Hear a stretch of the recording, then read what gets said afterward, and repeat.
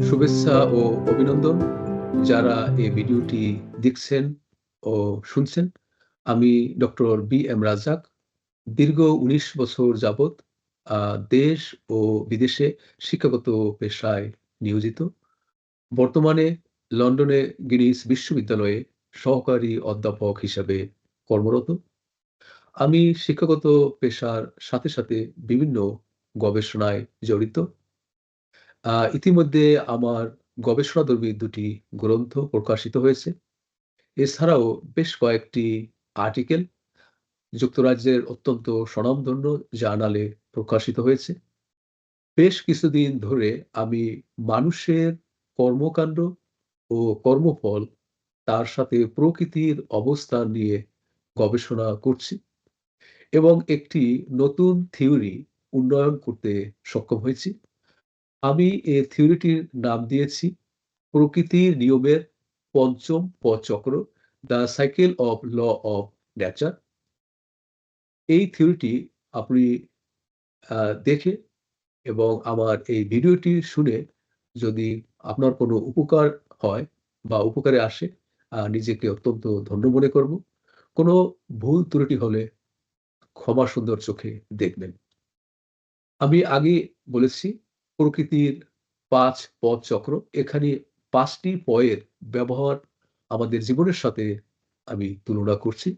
১ম পরিশ্রম, আমরা যাকে ইন্ডাস্ট্রি বলি। ২য় পত্তন, ফাউন্ডেশন বা এস্টাবলিশমেন্ট। ৩য় আমি পাপ আসক্ত বা সিনার হিসেবে তুলে ধরছি। ৪র্থ পত্তন, ফল এবং ৫ম পাপমুক্ত সিনলেস। এবং প্রত্যেকটি এর সাথে আমরা কিভাবে জড়িত আমি আপনাদের সামনে এখন তুলে ধরব। ১ম পরিশ্রম। আপনারা সবাই জানেন আমাদের জীবনে সফলতার মূল কাঠি পরিশ্রম, যেটি সমাজে সর্বত্রে সর্বজনকৃত। এই পরিশ্রমটি আমাদের ছাত্র জীবনে, আমাদের চাকুরি জীবনে ও আমাদের ব্যবসায়িক জীবনের সাথে জড়িত। যে সমস্ত ছাত্র যে সকল ছাত্র তার ছাত্র জীবনে অত্যন্ত পরিশ্রমী, আমরা দেখেছি তার জীবনের সফলতা। তার উদাহরণ আমাদের সমাজে, আমাদের দেশে এবং বিদেশে অনেক রয়েছে। এবং চাকুরি জীবনেও যারা খুবই দক্ষ, কর্মঠ এবং হাইলি ডেডিকেটেড, তাদেরও আমরা দেখেছি সফলতা।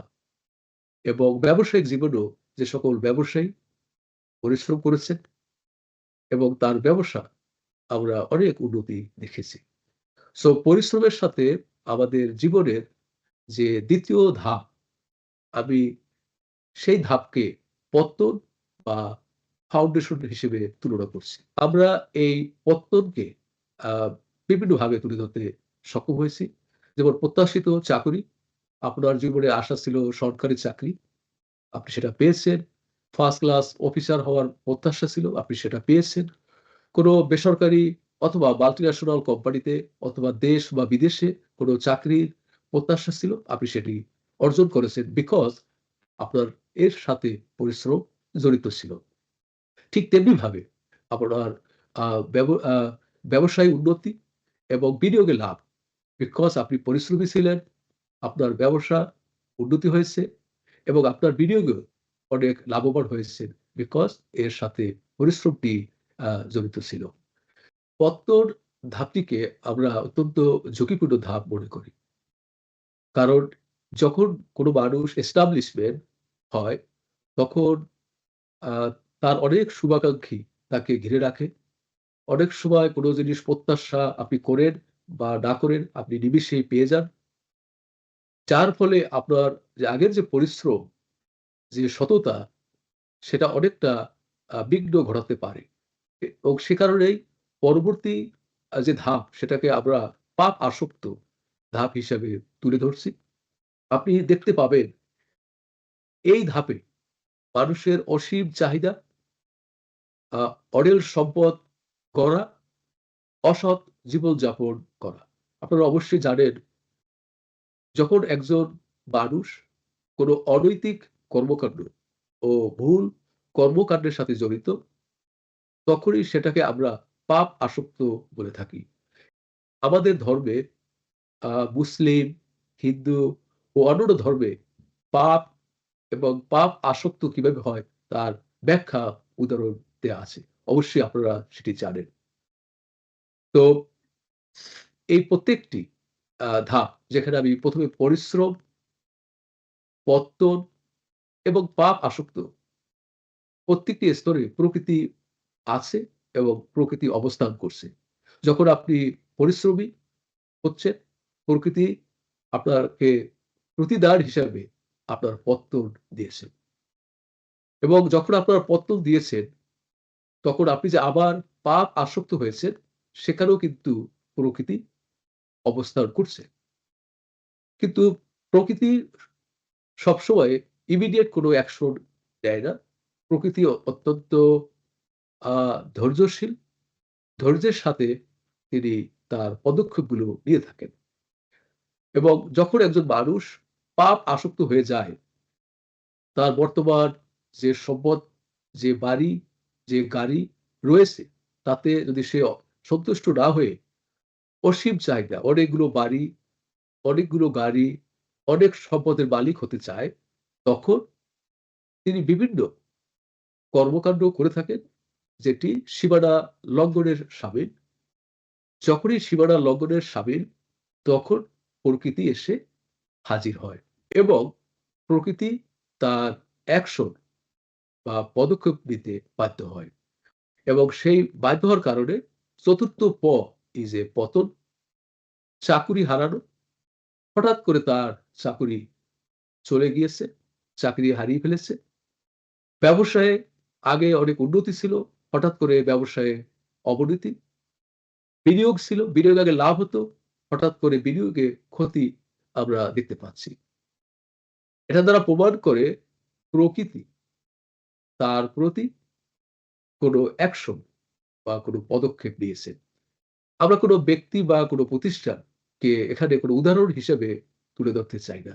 আপনি আপনার সমাজে, আপনার প্রতিষ্ঠানে এবং আপনার দেশে এবং বিদেশে তার বহু উদাহরণ আপনি দেখতে পাবেন।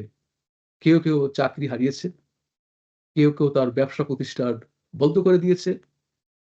আবার কেউ বিনিয়োগে আ পুরো টাকা আ শেষ করে তিনি রাস্তার ফকির হয়ে গিয়েছেন। এই পতন যখন হয়, তখন একজন মানুষ তার যে পাপ, তার যে পাপ আসক্ত, এই জিনিসটাকে সে তখন অনুধাবন করে এবং অনুধাবন করার পরে পরবর্তীতে আ পরবর্তীতে তিনি পাপ মুক্ত হতে চান এবং পাপ মুক্ত হওয়ার জন্য ভুলের জন্য ক্ষমা প্রার্থনা, ভুলের জন্য অনুতপ্ত এবং ধার্মিক কর্মকাণ্ডে বেশ মনোযোগী হন। স্রষ্টার কাছে, বিধাতার কাছে, আল্লাহর কাছে তিনি ক্ষমা চান এবং তিনি যেন তাদের ক্ষমা করে দেন এবং আবার সুন্দর কোনো জীবন গড়তে পারে। তো এখানে বিধাতা তাকে ক্ষমা করেছে কি ক্ষমা করে নাই, সেটা একটি জটিল সমীকরণ। তবে আমাদের সমাজে আমরা বেশ কিছু উদাহরণ দেখতে পাই। অনেকে চাকরি হারিয়েছেন, ব্যবসায় ব্যবসা হারিয়েছেন, বিনিয়োগ হারিয়েছেন। সেখান থেকে আবার আস্তে করে তিনি ঘুরে দাঁড়িয়েছেন। এটা দ্বারা প্রমাণ করে বিধাতা তাকে ক্ষমা করে দিয়েছেন এবং পরবর্তীতে তিনি আবার পরিশ্রমী হন এবং তার জীবনটাকে আবার পত্তন পর্যায়ে, অর্থাৎ এস্টাবলিশমেন্ট করে পরবর্তী জীবনটাকে এই স্টেজে রেখে অতিবাহিত করেন। অন্যদিকে আমরা অনেকের জীবন আ কে লক্ষ্য করলে আমরা দেখেছি যে তিনি আবার কোন চাকরি ফিরে পাননি, কোন ভালো ব্যবসা করতে পারেননি, নতুন কোন বিনিয়োগ করতে পারেননি এবং এই পতন অবস্থায় থেকেই তিনি এই পৃথিবী থেকে চলে গিয়েছেন। তার মানে আমরা বুঝতে পারছি যে তিনি পতনের পরে ক্ষমামুক্ত বা পাপমুক্ত হতে পারেনি এবং পতন নিয়েই তার জীবনটাকে অতিবাহিত করেছে। এ পর্যায়ে এসে আপনাদের মধ্যে হয়তো কোনো প্রশ্ন জাগতে পারে আমরা তাহলে কোন ধাপে অবস্থান করছি? আপনি যদি আপনাকে প্রশ্ন করেন, অবশ্যই আপনি জানতে পারবেন আপনার ধাপ এবং সেই ধাপ অনুসারে আপনি যদি কোনো পদক্ষেপ গ্রহণ করেন, আমি বিশ্বাস করি আপনি আবার পত্তন দ্যাট মিনস এস্টাবলিশমেন্ট আ ধাপে এসে আপনার জীবনটাকে অতিবাহিত করতে পারবেন। আপনার মাঝে হয়তো আরেকটি প্রশ্ন আসতে পারে। এই থিওরিটি কোন দেশের মানুষের জন্য প্রযোজ্য? আমাদের এই থিওরিটি বিশেষ করে এশিয়া ও আফ্রিকার দেশগুলোতে যদি এপ্লাই করা যায়, আমার বিশ্বাস মানুষ পাপ আসক্ত এবং পতন থেকে রক্ষা পাবে এবং তারা একটি সুন্দর জীবন, আমি সুন্দর জীবন বলতে পরিশ্রম ও পত্তন এর মাঝে থেকে জীবনটাকে অতিবাহিত করতে পারবে বলে আমি বিশ্বাস করি। আপনাদের সবাইকে অসংখ্য ধন্যবাদ আমার এই ভিডিওটি দেখার জন্য। কোনো ভুল ত্রুটি হলে ক্ষমার সুন্দর চোখে দেখবেন। আপনারা সবাই ভালো থাকবেন।